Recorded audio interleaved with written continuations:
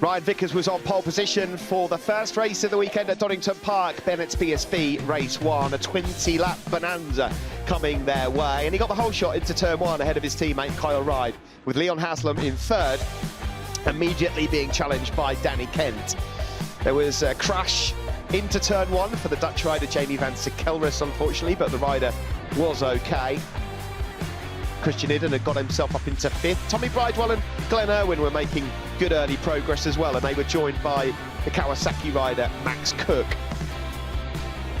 Unfortunately though, Ryan Vickers, early in the race whilst leading, went down into the Melbourne loop, leaving his teammate out front. There was a big crash at Redgate as well for Louis Vallely, but again, rider up and okay. Tommy Bridewell made it through on his old foe Glenn Irwin into 4th place. And it wouldn't be long before he was challenging for the podium places either.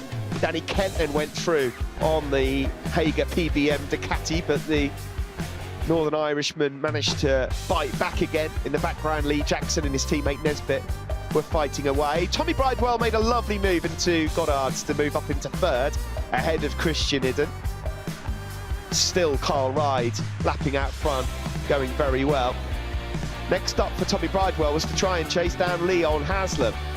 And Haslam, who just put in a really good lap, unfortunately made a slight error on the approach to Goddard's, and that allowed Tommy Bridewell back through. Big incident though, just before the end of the race on lap 14. Christian Idden, a huge crash for him. Hopefully everything's okay there, no broken bones, but the red flags came out and the race result was declared. A win for Kyle Ryde ahead of Tommy Bridewell and Leon Haslam.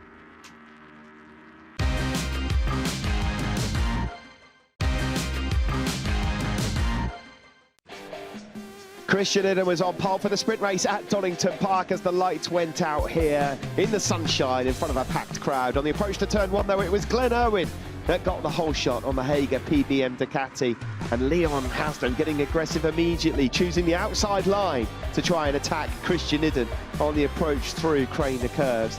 Haslam got up into 2nd, and then a mass scrap unfolded for 3rd. Christian Idden here tried to hold off Danny Kent, and at this particular time Kyle Ryde moving up into 3rd spot with Tommy Bridewell ever present. Unfortunately there was a trip up for Billy McConnell, a crash at Goddard's ended his race early on, and a big fall for Ryan Vickers, and it looks like he might now be out for the rest of the weekend as well.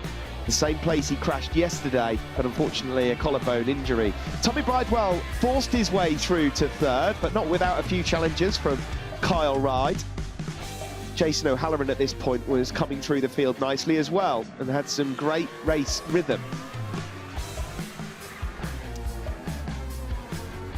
Unfortunately though for Jason O'Halloran on the approach to Goddard, something went wrong with the Completely Motorbikes FS3 Kawasaki and he had to pull to one side. And just moments later his teammate Max Cook suffered the same fate. The Australian clearly upset with what happened, and a shake of the head also from Max Cook as the two FS3 Kawasaki's then were parked up. Out front, Glenn Irwin was in control of the race, but Leon Haslam was coming and asked some big questions in the closing stages. It was a 3rd place in the end for Tommy Bridewell, the reigning champion on the Honda, but as the checkered flag came out, Glenn Irwin did enough. He won the sprint race here at Donington from Leon Haslam and Tommy Bridewell.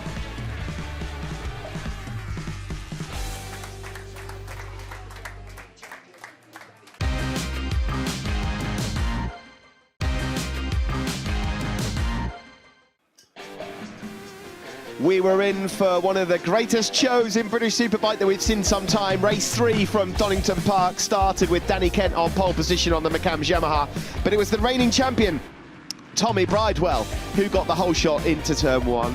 Glenn Irwin then pushed his way up into 2nd. Leon Haslam, Kyle Ryde were present at this stage, but what unfolded was one of the mightiest battles. Bridewell and Irwin at each other just as they were most of last season, and Jason O'Halloran on the Kawasaki also in on the act. Danny Kent managed to get through on Leon Haslam to join the crew out front, and as the laps ticked by they all swapped paintwork. Glenn Irwin got back out in front ahead of his old foe and teammate Tommy Bridewell. Jason O'Halloran was showing supreme speed on his Completely Motorbikes FS3 Kawasaki after having a rotten weekend. And at this stage, you always felt like it would be either Glenn Irwin or the reigning champion Tommy Bridewell to do the business, and Bridewell had a big look on a couple of occasions at Irwin down into the old hairpin. But always on the cutback, Glenn Irwin coming back through. Down into the Melbourne Loop, it got a bit tricky, and O'Halloran picked off Glenn Irwin, sitting him up into the Melbourne Loop. And then just a few corners later, O'Halloran used his speed to go through on Tommy Bridewell as well. Danny Kent then moved up into third, and with just a lap or two to go, it was all gloves off with no tyres left, spinning around Donington Park, an absolute barnstormer. One of these four had to be on the top step. It nearly got messy down into the Melbourne Loop between Tommy and Glenn Irwin again, with Danny Kent there, but they couldn't reel in Jason O'Halloran in the end. 20 stupendous laps here at Donington went the way of Jason O'Halloran, but it was a proper run to the line for second as well between the Honda, Ducati and Yamaha. It was O'Halloran that was victorious from Tommy Bridewell, and Danny Kent just getting third ahead of Irwin.